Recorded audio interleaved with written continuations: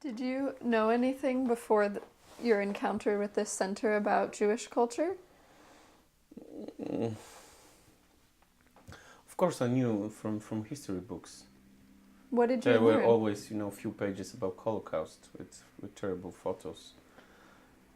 That was the history. Nobody thought about the living. I mean, the past of Jewish heritage in Poland, living culture, but always there was some pages about that, only that. So always also my irritation about that.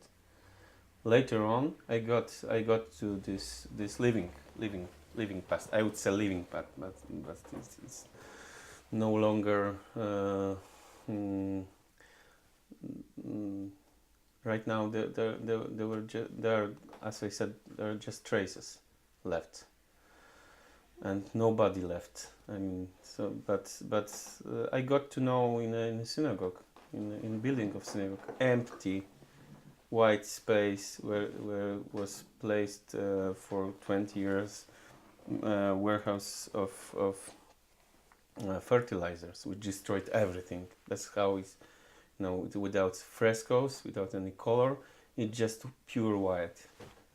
But it's kind of metaphor for this place.